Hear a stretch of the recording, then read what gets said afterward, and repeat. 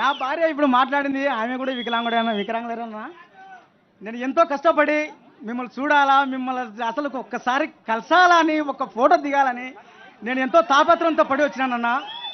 నాది మిట్టపల్లి అన్నా. అన్నా మేము ఇద్దరం చదువుకున్నామన్నా. మొన్ననే మేము టెట్ కూడా క్వాలిఫై అయినాము. మాకు ఇద్దరు వికలాంగులమైనందుకు మాకు సరి 3,000, 6,000 రూపాయలు పింఛన్ ఇస్తున్నావన్నా నువ్వు. అంటే ఈ 5 సంవత్సరాలలో 3,50,000 రూపాయలు మాకు అందిందన్నా.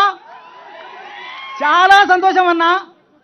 ఇకపోతే అన్నా, మొన్న మీరు ఆలగడ్డకు వచ్చినప్పుడు 45 అడుగుల 2 కటౌట్లు నేనే స్వయంగా పేశానన్నా. నేను వికలాంగుని అయినా కూడా దాని దగ్గర నా దగ్గర ఫోటోలు కూడా ఉన్నాయన్నా. ఈ రాత్రి అంతా మేలుకొని మీకోసం నేను చిత్రాన్ని గీసుకొని స్వయంగా మీకు అందజేయాలని నేను వచ్చినానన్నా.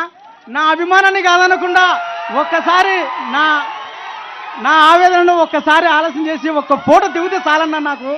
అదే సంతోషం అన్నా. జగన్ అన్నా, నేను మిమిక్రీ ఆర్టిస్ట్ కూడా నన్నా. ఒక్క డైలాగ్ చెప్తాను, మీ మాట ఒక్క మాట.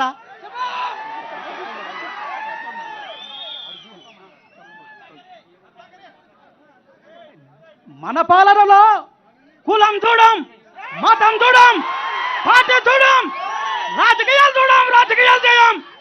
ప్రతి ఒక్క పేద వంశకి మంచి జరిగే కార్యక్రమం చేస్తాము అని చెప్పి ప్రతి ఒక్కరికి చెప్పండి.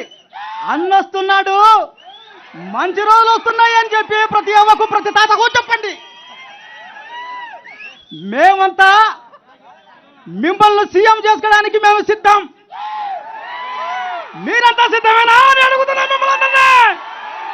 సిద్ధం. జై జగనన్న. పేరేం పేరు?